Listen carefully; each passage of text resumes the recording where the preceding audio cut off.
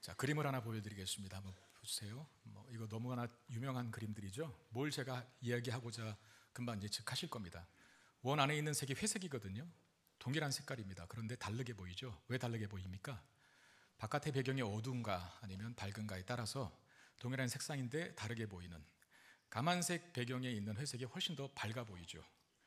밝은색 배경에 있는 회색은 그 빛이 없는 것 같습니다.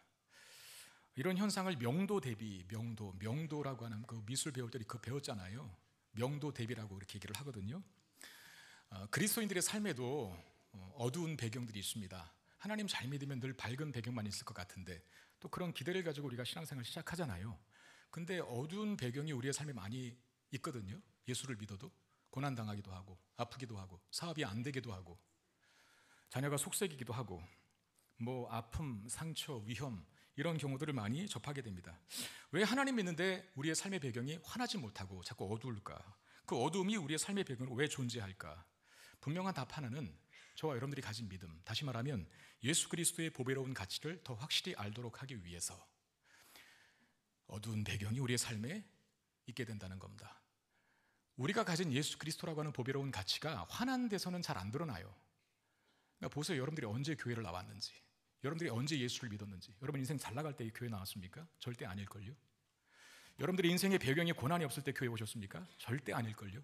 어두울 때, 힘들 때, 괴로울 때, 무언가 고통스러울 때 예수를 찾게 되죠. 그리고 그 어두운 배경 속에서 내가 예수를 믿고 있다는 것이 얼마나 큰 내 인생의 복인가, 어마어마한 가치인가. 그때 비로소 내 삶의 배경이 어두울 때 비로소 그 가치를 알게 된다는 거예요. 그 가치를 좀 알고 살아라 라고 하는 차원에서 우리의 삶에, 우리 인생에 때로 하나님께서 어두운 배경을 허락하시는 겁니다. 자, 사도들이 성전에서 복음을 전하다가 체포되었습니다. 다시 사내들인 공회 앞에 재판석에 서게 됐어요. 피고인들로. 여러 번 사내들인 공회가 자꾸 언급되는데, 사내들인 공회가 뭐냐면 말씀드렸다시피 유대 사회의 최고 의결 기구입니다. 거기서 이제 많은 것들이 이루어지는데 71명으로 구성이 되었어요. 71명의 그 1명은 의장으로, 대제사장이 그 의장 역할을 감당하고, 나머지 이제 70명들이 회원인데 제사장이 24명, 장로가 24명, 서기관이 22명, 도합 70명으로 구성이 되어 있습니다. 근데 제사장 24명은 다 사두개파 사람들이거든요. 그죠? 제사장이니까. 제사장들은 사두개파 사람들만 되는 거거든요. 그럼 나머지 장로 24명, 서기관 22명은 누굴까? 바리새파 사람들입니다. 그러니까 공회원 중에, 70명의 공회원 중에 거의 3분의 2 이상을 바리새인들이 차지하고 있어요. 지금 이 시점에서는. 공회원들은 분노와 혈기가 섞인 목소리로 사도들을 질책했죠. 왜 질책했습니까?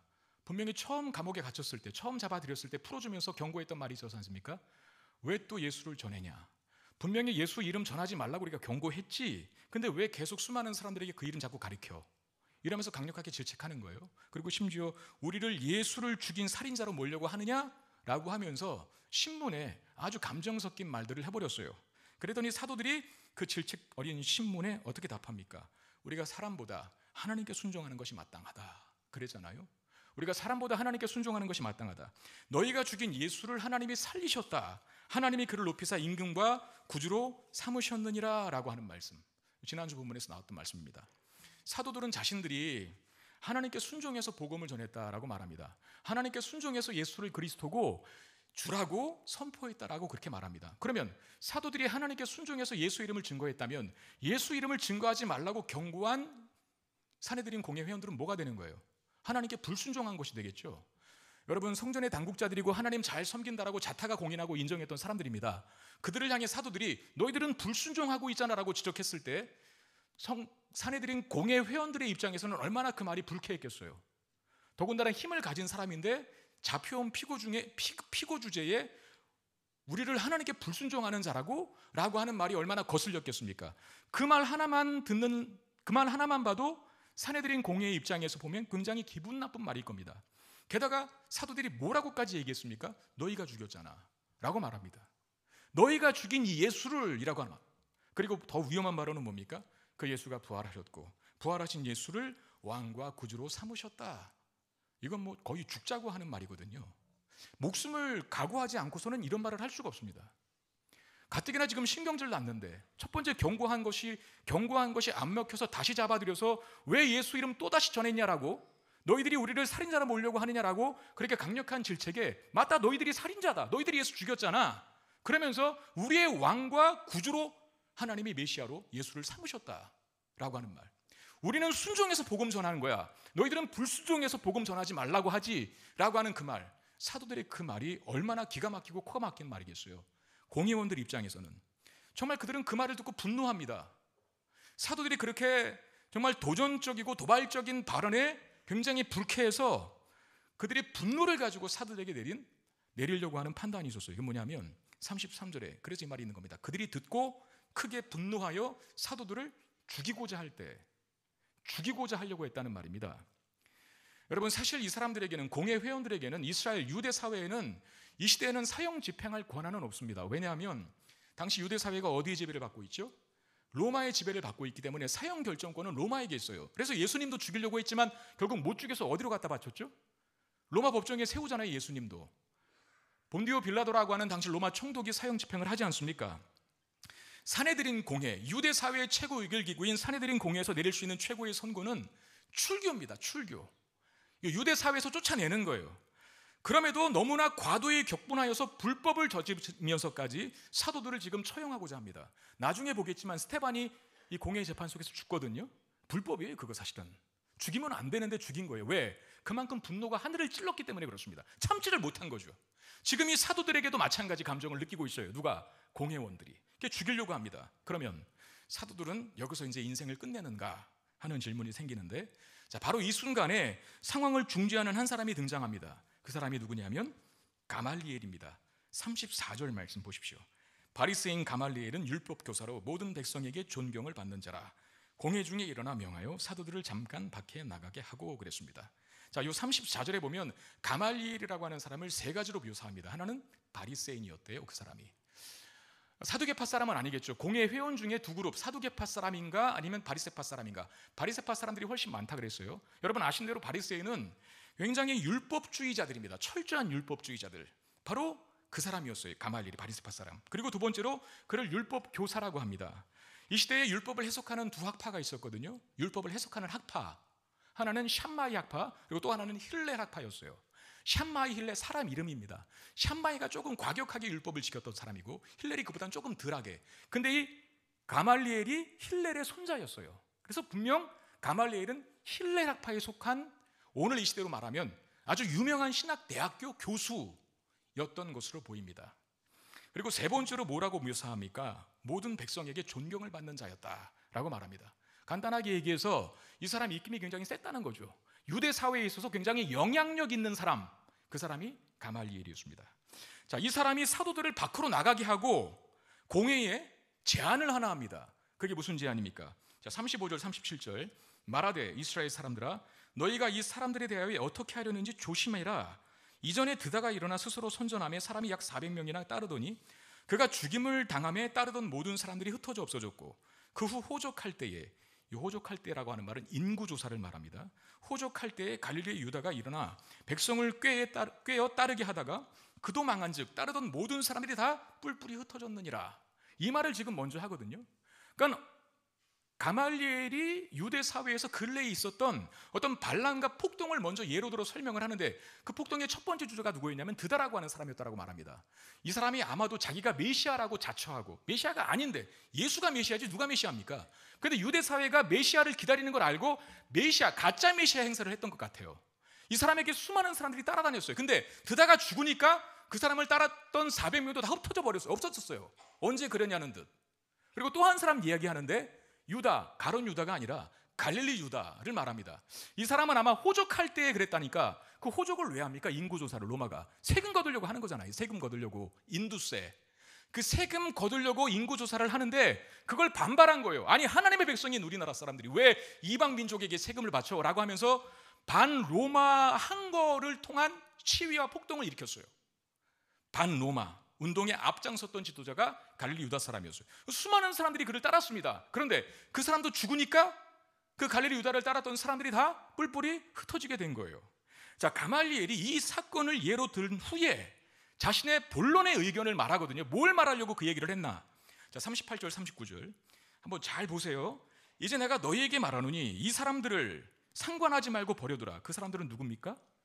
사도들입니다. 사도들을 상관하지 말고 버려두라. 이 사상과, 즉 복음이겠죠. 이 소행이 복음을 전하는 태도겠죠. 사람으로부터 났으면 무너질 것이고 만일 하나님께로부터 났으면 너희가 그들을 무너뜨릴 수 없고 도리어 하나님을 대적하는 자가 될까 하노라. 이 판단을 내린 거예요. 이 제안을 한 거예요. 사실상 결론부터 말하면 가말리엘이 그냥 두자, 가만히 두자, 사도들을 죽이려고 했는데 사형 언도를 하고 사형을 시키려고 했는데 그냥 두자. 왜?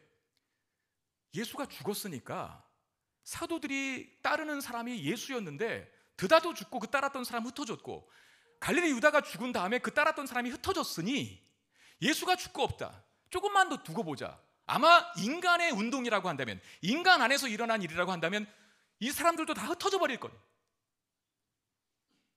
근데 만약에 이게 하나님께로부터 난 일이라고 한다면 우리가 아무리 강력한 권세를 갖고 있어도 하나님께로부터 난 사도 운동을 막을 수가 없고 막았다간 하나님을 거스르는, 하나님을 대적하는 행위가 될 것이다 라고 어떻게 보면 굉장히 논리적이고 합리적인 제안을 제시합니다.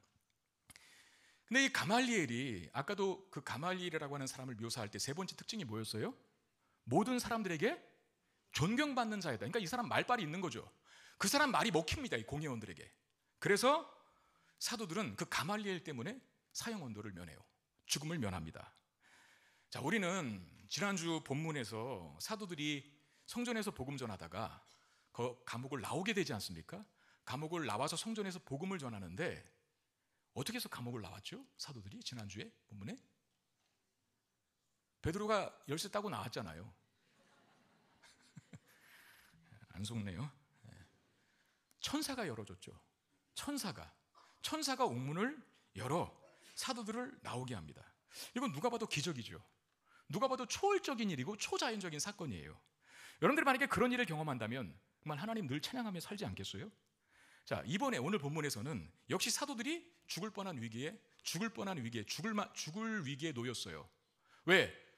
공회 회원들이 분노를 해서 사형 언도를 내리려고 했으니까. 근데 그 죽을 뻔한 위기를 이번에도 넘깁니다. 근데 이번에는 지난번처럼 천사가 옥문 열어줘서 초자연적인 기적적인 방식으로 구출되는 게 아니었어요.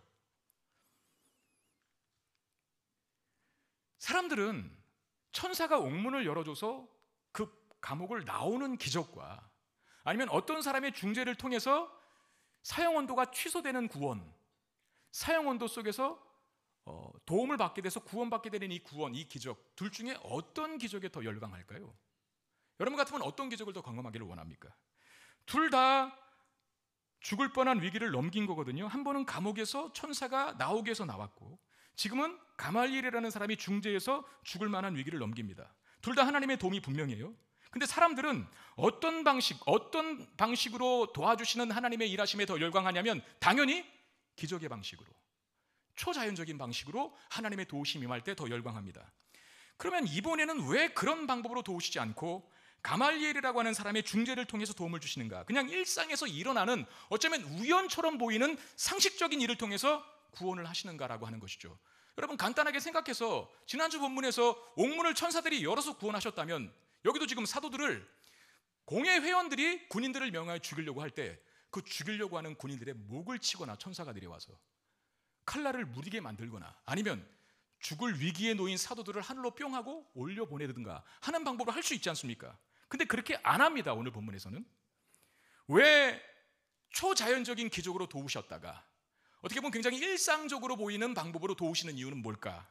분명한 사실 하나는 이런 일상적이고 어떻게 보면 우연의 법칙처럼 보이는 상식적인 하나님의 도우심을 통해 우리의 삶에 하나님의 도우심이 얼마나 충만하게 임하고 있는가라는 사실을 알라는 거예요. 제가 이런 예를 한번 들어볼게요. 부모가 자녀의 꿈을 이루어주기 위해서 유학을 보냅니다. 여러분 아시는 대로 유학 보내는 게 쉽습니까? 등골이 휘어지잖아요. 그 어마어마한 돈이 듭니다. 에너지가 들고. 그러면 유학을 보내주는 자녀가 유학을 보내주는 부모가 얼마나 고맙겠어요. 자녀 입장에서는 늘 평생 감사하고 살겠죠. 또 부모가 자녀의 출퇴근의 편의를 위해서 좋은 자동차를 선물로 사줬어요. 자녀는 아마 그 부모를 너무 기뻐하고 그 부모를 너무 존경하고 그 부모를 너무 사랑할 겁니다. 이것도 얼마나 감사한 일이겠습니까? 그런데 부모가 자녀에게 유학을 보내주지 않고 또 좋은 자동차를 사주지 않았다고 해서 부모가 자녀를 돕지 않은 겁니까? 아니죠. 자녀가 존재하는 그 순간까지 부모의 도움을 받고 있는 겁니다. 사실은 키워줬죠, 먹여줬죠, 재워줬죠, 입혀줬죠. 이것도 부모가 자녀에게 베풀어준 큰 도움 아닙니까? 우리는 하나님의 도우심을 초자연적인 기적만 일어나는 것으로 생각하다 보면, 거기에만 열광하다 보면 우리의 일상에서 사소한 방식으로도 충만하게 도우시는 하나님의 도우심에 대해서는 인정하지 않게 된다는 거죠. 초자연적인 방식의 도우심이 우리의 삶에 자주 일어나지 않는다 하여서 하나님의 도우심이 없는 것이 아닙니다. 부모가 유학 보내주지 않고 좋은 자동차 사주지 않았다고 해서 자녀를 향한 부모의 도움이 끊어진 겁니까? 아니잖아요. 계속 자녀가 살아있는 동안은 부모는 그를 도와요. 마찬가지. 하나님은 다양한 방식으로 우리를 도와주신다는 거죠. 천사를 동원해서 감옥에서 나오게 한 것도 하나님의 도우심이지만 어떤 사람의 중재를 통해 풀려나게 된 것도 하나님의 도우심입니다. 근데 우리는 일상적인 도움, 어떻게 보면 굉장히 평범해 보이는 그런 도우심을 발견하는 일에는 굉장히 무감각하다라는 걸 지적하고 싶은 겁니다. 그래서 우리의 삶에 감사보다는 불평과 원망이 더 많은 이유가 거기 있어요. 우리의 일상과 삶, 하루를 살아도 얼마나 많은 하나님의 도우심이 임하는지 모릅니다.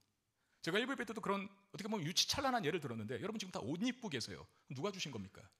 여러분 여기 오실 때 차 타고 오셨을 거예요. 누가 주신 겁니까? 여러분들 여기 오실 때 밥 드시고 오셨을 거예요. 누가 주신 겁니까? 거기에 대해서는 감사 안 해요. 우리는 우리의 일상에 충만한 하나님의 도우심이 있는데 상식적으로 보이고 기본적으로 보이는 일에 대해서는 하나님의 도우심을 인정하지 않든가, 심지어는 내가 잘해서 내가 얻은 결과라고 생각할 때가 있어요. 그래서 감사보다는 불평이 많은 겁니다. 오히려 반대가 돼야 되죠. 불평보다는 감사가 많은 인생이 되어야 하는 겁니다. 이런 이야기가 있습니다. 장미가 하나님께 원망하며 묻습니다. 하나님, 왜 저에게는 가시를 주셨습니까?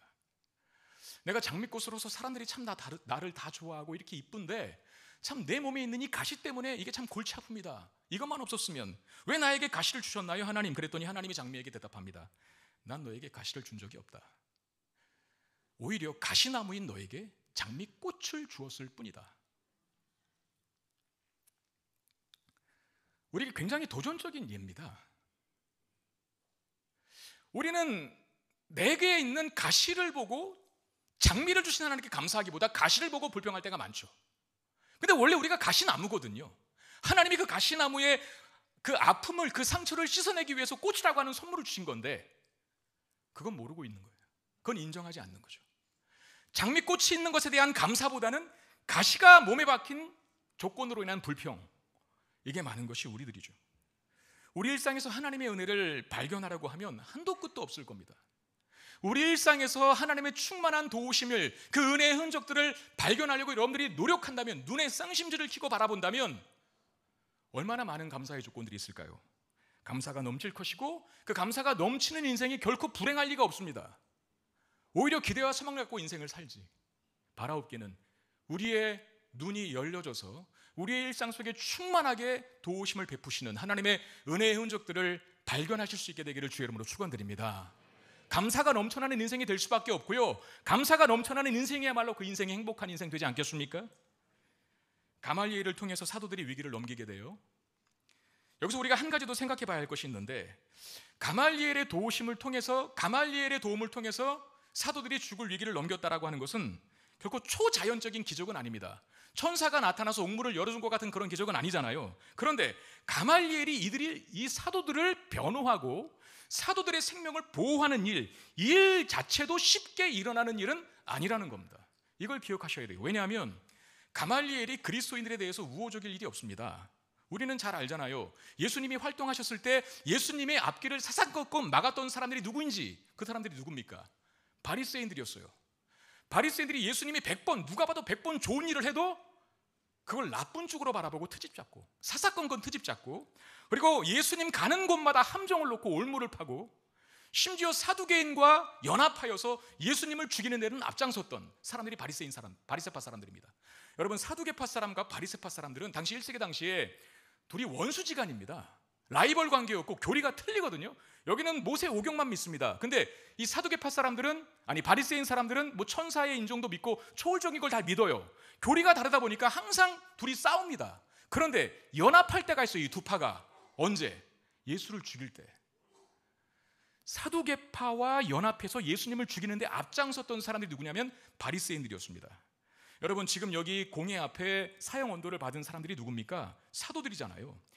바리새인들이 그토록 미워하고 증오했던 예수 그리스도의 이름을 증언한 사람들이 사도들입니다. 당연히 바리새파에 속한 가말리엘이 사도들에게 좋은 감정을 가질 리가 없습니다. 바리새인이니까 본인이. 사도행전 22장 3절 4절에 보면 이런 말씀이 있습니다. 나는 유대인으로 길리기아 다소에서 났고 이 성에서 자라 가말리엘의 문화에서 우리 조상들의 율법에 엄한 교훈을 받았고 오늘 너희 모든 사람처럼 하나님께 대하여 열심히 있는 자라. 내가 이 돌을 박해하여 사람을 죽이기까지 하고 남녀를 결박하여 옥에 넘겼다. 누구의 말입니까? 이 말이 사도 바울의 말이죠. 사도 바울이 예수 믿어서 이제 변화된 거예요. 근데 예수 믿기 전에 자신의 모습을 추억하는 거죠. 이야기하는 거죠. 과거의 모습. 예수 믿기 전에 어떤 사람이었습니까? 예수 믿는 사람들 다 결박하고 옥에 가두고 잡아 죽였다. 이 말을 하는 거예요. 그런데 한 가지 더 말하죠. 자기가 누구한테 배웠다 그래요? 가말리엘. 사도 바울은 가말리엘의 제자였습니다. 예수 믿기 전에. 여러분, 제자는 스승의 영향을 받는 거거든요. 가말리엘이 그리스도인들에 대해서 좋은 가르침 가르쳐 줬겠습니까? 사도 바울이 복음을 전하는 바울 되기 이전에 왜 그토록 예수 믿는 자들을 핍박했을까요? 분명히 스승인 가말리엘의 영향도 있었을 거예요. 그러니까 오늘 본문에서 가말리엘이라고 하는 사람, 즉 바리새인 중에 한 사람인 가말리엘이 예수를 증거하고 있는 사도들을 도울 리는 만무하다라는 거죠. 그런데 놀랍게도 오늘 본문에서는 가말리엘이 사도들의 목숨을 지키는 자로 역할하고 있다는 거예요. 여러분, 이걸 어떻게 설명할 수 있을까요? 설명 못해요. 단 한 가지 답밖에 없어요. 하나님의 섭리였다. 하나님의 간섭하심이 있었다. 하나님의 철저한 도우심이 있었다. 하나님이 가말리엘의 마음을 그 순간 감동시켰다라고 밖에는 다른 것으로 설명할 길이 없는 겁니다. 적일 수 있고 원수 같은 사람인 가말리엘이 오히려 사도들을 구원해내는 역할을 하고 있는 것. 여러분, 이게 우리의 삶에 일어날 수 있는 하나님의 방식인 줄 믿으시길 바랍니다. 때로 우리가 살아가는 주변에 마음이 내키지 않고 또 심지어 내 마음을 불편하게 만드는 것들이 많이 있을 수 있잖아요. 내 마음에 내키지 않는 상황, 내 마음을 불편하게 만드는 어떤 상황, 또는 내 마음에 내키지 않는 어떤 사람, 내 마음을 불편하게 하는 어떤 사람이 내 주변에 있을 수도 있죠. 에릭 슈미트라고 하는 구글의 최고 경영자였던, 지금 바뀌었어요. 에릭 슈미트라고 하는 최고 경영자가 있습니다. 구글이라고 하는 기업 아시죠?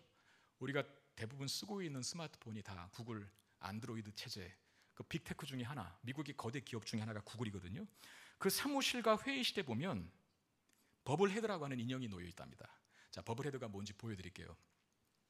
저 인형을 버블헤드라고 합니다.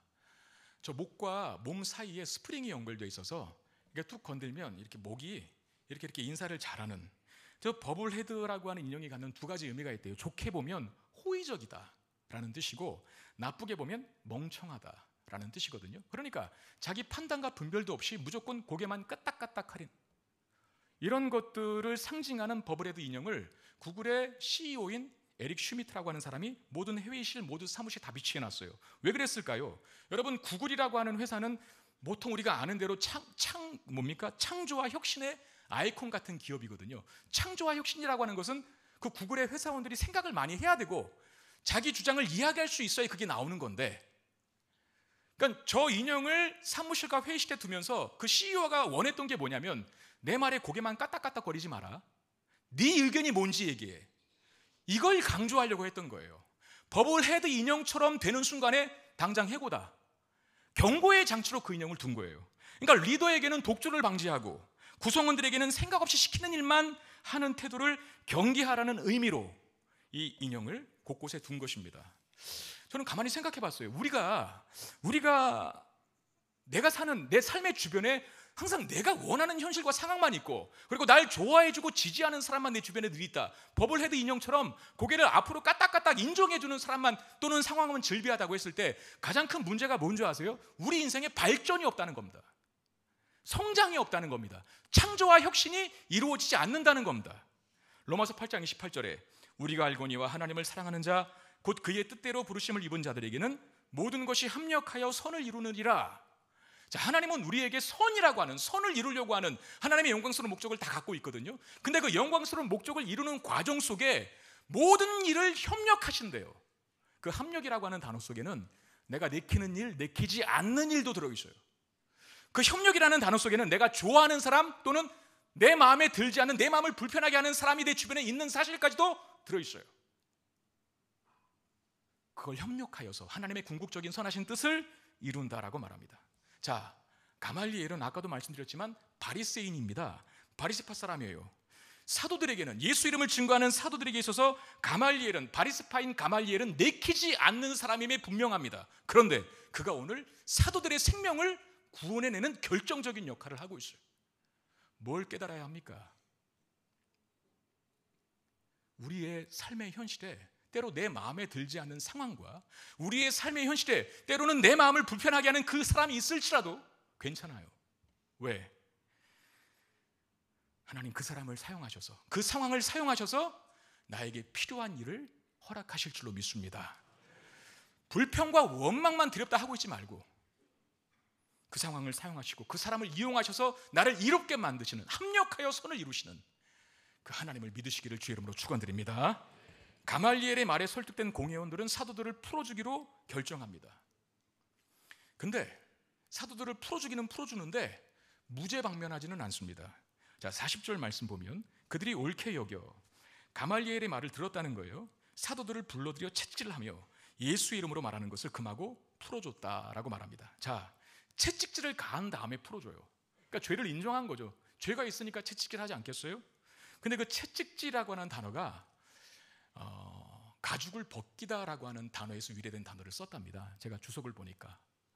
그러니까 채찍질이라고 하는 게 여러분 뭐 말 이리야 달리는 그 채찍으로 생각하시면 안 돼요. 예수님이 로마 군인에게 채찍에 맞으셨잖아요. 그 채찍은 어떤 채찍이었습니까?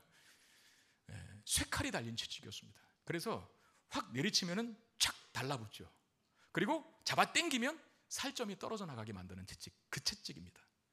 그리고 아마 유대 율법에 따르면 최고 태형은 40에 하나 가만 매거든요. 39대를 때릴 수 있어요. 유대 율법에는. 왜냐하면 그 이상 넘으면 사람이 죽는다라고 하는 우려 때문에 아마 39대의 매를 강력한 채찍으로 맞지 않았을까 생각합니다. 제가 학교 다닐 때, 여러분들에게 질문을 한번 해볼게요. 제가 학교 다닐 때 선생님에게 많이 맞으면서 학교 생활을 했을까요? 아니면 늘 칭찬받는 모범생으로 전혀 한 번도 맞아본 적이 없는 모범생으로 생활을 했을까요? 헷갈리나요? 여러분들은 어떠세요? 학교 다닐 때 좀 많이 맞아보셨죠? 지금부터 하는 제 얘기는 많이 맞아본 분만 은혜 받을 수 있는 이야기들입니다. 안 맞아보고 모범생으로 다닌 사람은 절대 공감 못하는 말이거든요. 그러나 저는 항상 약자의 편에 섭니다. 잘 들어보세요. 저도 많이 맞아봤습니다. 선생님들에게. 옛날에는 선생님들이 왜 그렇게 학생들을 때렸는지 모르겠어요. 심지어 어떤 분들은 가정에서 부부싸움 와서 학생들에게 화풀이를 하는 식으로 나 잘못한 게 없는데 괜히 때린다, 그런 얘기를 하신 분도 제가 들었어요. 왜 그렇게 때렸는지 모르겠습니다. 정말 제가 학교 다닐 때 그렇게 저를 때렸던 선생님들이 지금은 다 돌아가셨거나 아니면 살아계신다면 80세 후반에서 90대 초반에 계시는 분들이 있거든요. 혹시 이 자리에 80세 후반에서 90세 초반 중에 과거 교직자의 경험이 있으신 분들에게 묻고 싶습니다. 왜 그렇게 저를 때리셨나요? 왜 학생들이 이렇게 쥐업했죠? 묻고 싶어요. 정말 답을 듣고 싶어요. 왜 그랬는지. 제가 수학을 못하는 이유가 있거든요. 중학교 때 수학 선생님이 날짜 이런 거 막 계산해갖고 오늘 8일이지 8번 나와. 그리고 칠판에 적은 문제를 풀어보라고 자꾸 시키는 거예요. 그러니까 애들이 수업도 시작하기 전에 오늘 날짜가 뭐고 아무튼 경우의 수를 다 맞춥니다. 오늘 며칠이지? 아니야, 며칠 날짜로 안 할 거야. 오늘 무슨 날이지? 뭐 이런저런 경우의 수들을 다 동원해서 피해가려고 막 잔머리를 굴리는 시간으로 쉬는 시간을 보내는데 저는 정말 노이로제 걸리는 줄 알았어요. 수학 공부는커녕 그 시간에 안 맞고 넘어가기를 간절히 기도했던, 예수 믿기 전이듯 불구하고 중학생 때 그랬거든요. 노이로제에 걸려서 그 수업 시간에 들어가기가 정말 싫었습니다. 그 선생님이 문제 풀어놓으라고 앞에 나오게 해놓고 문제 못 풀면은 경찰 곤봉 같은 막대기로 막 때립니다. 저는 묻고 싶습니다. 왜 그렇게 때리셨는지. 여기 선생님 계시다면. 저는요 제 군번을 아직도 외우고 있거든요. 95-7608-0507이에요. 그 왜 외우냐면 저는 죽을 때까지 이 번호는 안 잊어버릴 것 같아요. 그냥 탁 치면 자동 반사적으로 나와요. 머리가 기억하기 전에 입이 기억해요. 우리가 비밀번호 누를 때도 머리 비밀번호 기억하기 전에 손이 기억해서 딱딱딱딱 누를 때가 있잖아요. 제 군번이 그렇거든요. 군번 대박 그러면 머리가 생각하기 전에 입에 나와요. 왜 그게 박혔냐면 살려고 외웠기 때문이에요. 군번 못 외우면 죽습니다.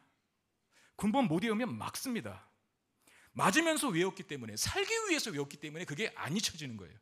사도들이 그렇게 맞았습니다. 무엇 때문에? 예수 이름 전한 것 때문에. 그리고 풀어주는데 다 때리고 사도들을 풀어줄 때 다시 한번 경고합니다. 한 번만 더 예수 이름 전했다간 죽을 줄 알아. 그리고 또 보내줍니다. 그러면 여러분 인간 같으면, 사람 같으면 그 정도 맞고 경고를 받았으면 그 일에 대해서 회의감을 느껴야 돼요. 복음 전하는 일에 대해서 내가 왜 이렇게 맞으면서까지 이걸 해야 되지? 라고 하면서 위축되거나 주눅들거나 아니면 복음을 전하는 횟수를 줄이거나 아니면 저 멀리 사도 그 공의원들 안 보이는 데서 숨어서 복음을 전하거나 이렇게 돼야 되거든요. 두려움이 생겨서 복음 전할 의욕을 다 상실해야 합니다. 그런데 아픈 것도 아픈 것이지만 또 맞는 건 수치스럽고 창피한 일이잖아요. 학교에서 선생님에게 맞으면서 막 어떤 아이들은 쓰러지면서 엉덩이를 막 비비고 잘못했다고 하는 거 10대 때리려고 하는데 세대만 꼭 끊고 하잖아요. 그거 굉장히 창피한 일이거든요. 맞고 나서 우리가 다른 친구들 앞에 가까이 못 갔던 이유가 뭡니까? 창피하니까. 지금 사도들은 채찍을 거의 예상대로는 39대를 그렇게 맞았고, 그리고 남 앞에서 그렇게 맞는다는 것은 어떻게 보면 모욕이고 능욕당하는 일이거든요. 그러면 자신들이 복음 전하는 일에 대해서 이제는 조금 위축되고 주저주저하고 망설여져야 되는 거예요. 근데 오늘 그런 고통과 능욕을 당한 사도들이 그 후에 뭐 했다고 합니까? 그래서 41절을 그냥 읽으면 안 되는 거예요. 사도들은 그 이름을 위하여 능력받는 일에 합당한 자로 여기심을 기뻐하면서 공의 앞을 떠나니라 라고 해놓고 그 다음 교절에는 집에 있든지 성전에 있든지 날마다 가르치기를 힘썼다 라고 말하고 있거든요. 고통과 능력받는 일에 합당한 자로 여겼다는 말은 그걸 특권으로 여겼다는 겁니다. 맞는 것이 특권이라고 합니다. 심지어 기뻐했다고 하는데 이걸 어떻게 이해할 수 있을까요? 여러분, 어떻게 맞는 게 특권이고 어떻게 능력 모욕당하는 것이 기뻐할 수 있는 일입니까? 만약에 아무 이유 없이 맞는 걸 특권으로 여기고 모욕당하는 것을 기뻐했다면 그 사람은 둘 중에 하나예요. 미쳤거나 아니면 환자거나. 왜 사도들은 맞는 것을 특권이라고 여겼고 심지어 기뻐할 수 있었을까? 41절에 그런 말이 있었습니다. 그 이름을 위하여. 이것 때문입니다. 자, 마태복음 5장 10절 13절 보면 의를 위하여 핍박을 받는 자는 복이 있나니 천국이 그들의 것이며 나로 말미암아 너희를 욕하고 박해하고 거짓으로 너희를 거슬러 모든 악한 말을 할 때에는 너희에게 복이 있나니 기뻐하고 즐거워하라.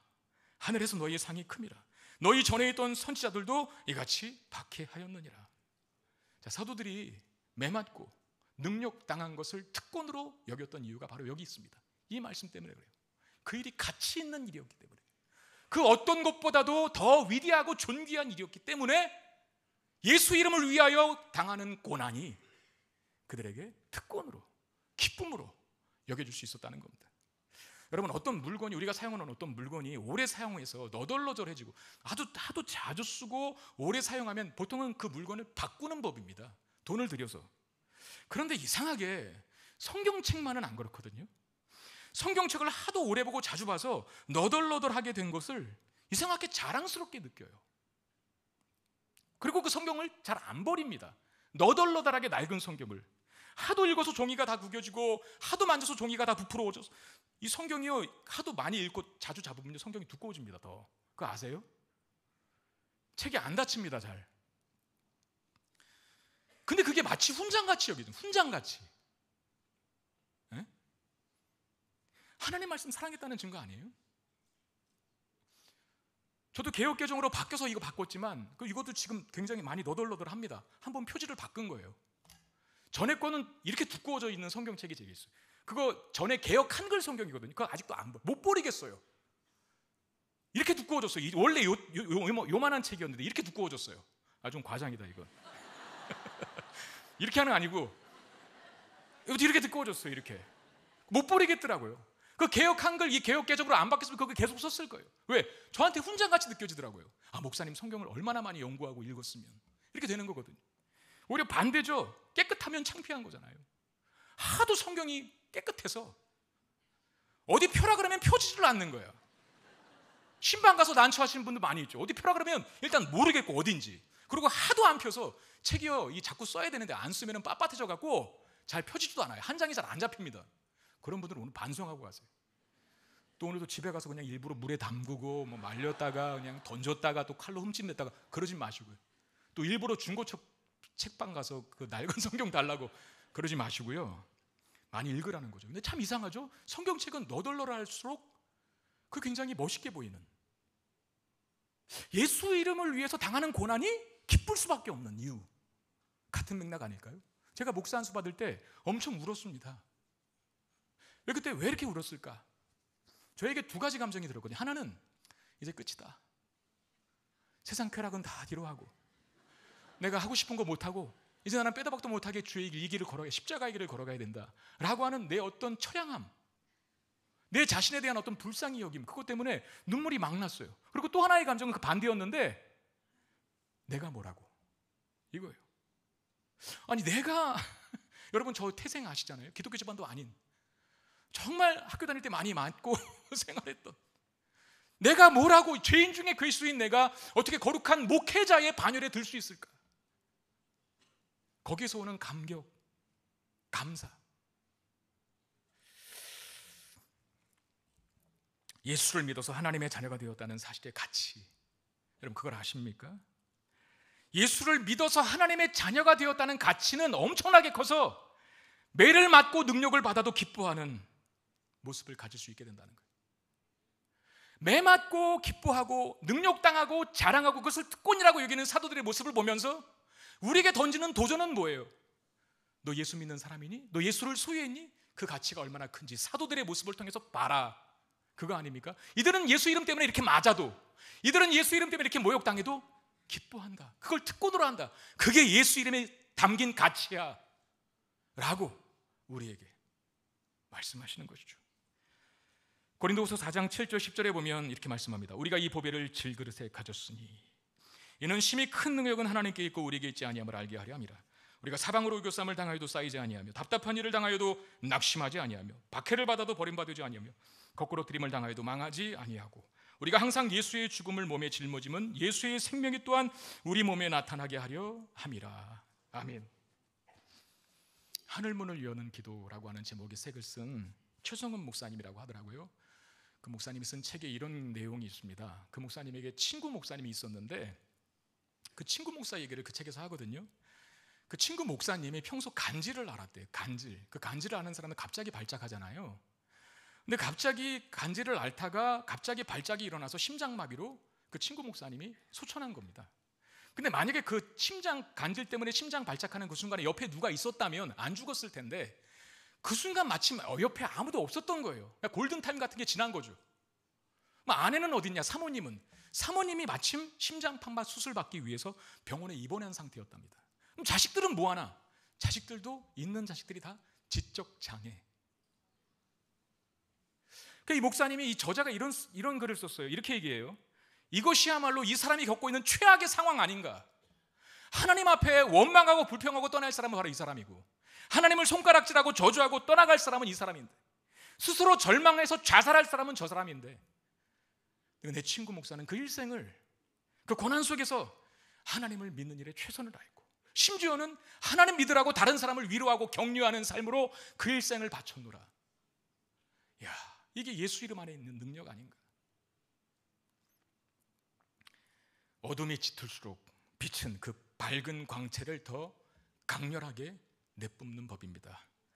우리의 삶의 어려움, 고난, 아픔, 괴로움, 우리가 가진 예수 그리스도의 이름에 있는 그 가치가, 그 능력이 얼마나 큰 것인가를 알게 하는 배경일 뿐입니다.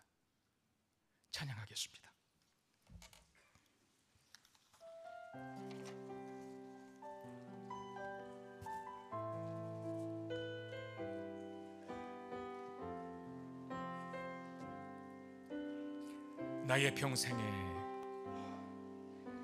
나의 평생에 가장 복된 일은 내가 예수님을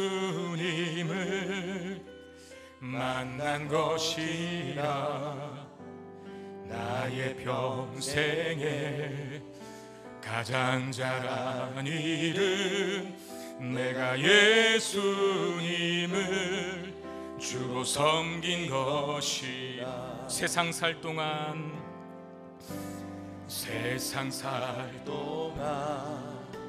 내가 걷는 길이 때론 험하여서 넘어질 때도 주의 강한 손이 나를 붙드시니 나는 예수님만 주로 섬긴 것이. 나는 주를 섬기는 곳에, 나는 주를 섬기는 곳에 후회가 없습니다. 내가 걸어온 모든 시간 다 주의 은혜니, 내가 걸어갈 모든 날도 주만 섬기며 살리. 오직 예수 이름 부르며 살아가리라. 이 세상 살 동안 내가 걷는 때론 험하여서 넘어질 때도 주의 강한 손이 나를 붙드시니 나는 예수님만 주로 섬기며. 아멘. 나는 주를 섬기는 것에 후회가 없습니다. 나는 주를 섬기는 것에 후회가 없습니다. 내가 걸어온 모든 시간 다 주의 은혜니, 내가 걸어갈 모든 날도 주만 섬기며 살리. 오직 예수 이름 부르며 살아가. 이것이 나의 간증이요, 이것이 나의 간증이요, 이것이 나의 찬송일세. 나 사는 동안 끊임없이 구주를 찬송. 이것이 나의 간증이요, 이것이 나의 간증이요, 이것이 나의 찬송일세. 나 사는 동안 끊임없이 구주를 찬송. 전심을 다하여 찬양합시다. 나는 주를 섬기는 곳에, 나는 주를 섬기는 것에 후회가 없습니다. 내가 걸어온 모든 시간 다 주의 은혜니, 내가 걸어간 모든 날도 주만 섬기며 살리. 오직 예수 이름 부르며 나는 주를 섬기는 곳에, 나는 주를 섬기는 것에 후회가 없습니다. 내가 걸어온 모든 시간 다 주의 은혜니, 내가 걸어간 모든 날도 주만 섬기며 살리. 오직 예수 이름 부르며 살아가리라. 기도할 때 하나님, 예수 이름에 담긴 그 가치가 얼마나 소중한 것인지 알게 하여 주시옵소서. 매를 맞아도, 능욕을 당하고 모욕을 당해도 기뻐할 수 있는, 그것을 특권으로 이길 수 있는 그 믿음, 존귀하고 배부르신 예수 그리스도의 가치가 너무나 크기에 얻게 되는 결과인 줄 압니다. 하나님이여, 우리에게도 눈을 뜨게 하셔서 우리 일상 속에서 놀랍게 도우시는 하나님의 은혜와 일하시는 하나님의 손길과 우리를 끝내 완성의 자리로 인도하시는 보배로우신 예수 그리스도, 그분을 크게 볼 수 있는, 그분의 놀라운 가치, 위대한 가치를 크게 볼 수 있는 눈 허락하여 달라고 우리 믿음 가지고 같이 기도하는 시간 갖겠습니다. 기도하겠습니다.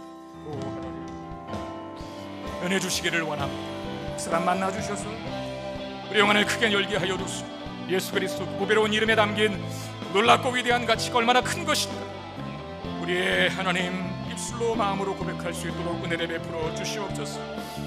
하나님, 예수 이름 때문에 그 이름을 위하여 당하는 고난, 그 이름을 위하여 당하는 핍박, 그 이름을 당하여 환난이 있을지라도 고난이라고 하는 어두운 배경, 우리가 가지고 있는 믿음, 예수 그리스도라고 하는 이름이 갖는 가치가 얼마나 큰 것인가를 확인하게 하는 과정인 줄 믿사옵니다. 주님, 우리의 삶에 감사가 넘쳐나게 하시고 찬양이 넘쳐나게 하시고 하나님을 향한 기대와 소망이 가득할 수 있도록 은혜를 베풀어 주시옵소서. 일하실 하나님을 바라봅니다. 놀랍게 일하실 하나님을 바라봅니다. 늘 어려운 자들이 있다면 다시 모두기 같이 일어나서 믿음의 길을 걸어갈 수 있도록 은혜를 베풀어 주시옵소서. 오, 충만하게 채워 주시옵소서. 주님,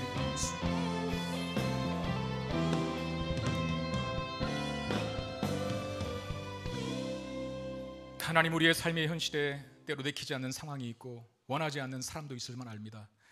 내 마음에 들지 않는 상황과 내 마음을 불편하게 하는 그 사람 때문에 우리의 입술에 원망과 불평을 달고 살지는 않습니까?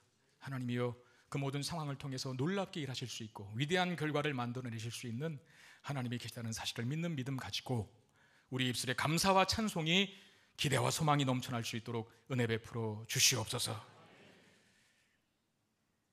예수 이름을 위하여 당하는 고난, 그 핍박을 특권으로 또 기뻐함으로 여겼던 사도들의 믿음이 우리들에게도 있게 해 주시옵소서.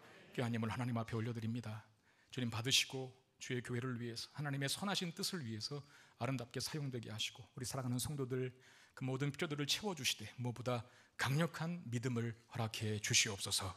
우리 주 예수 그리스도 이름으로 간절히 축복하며 기도하옵나이다. 아멘.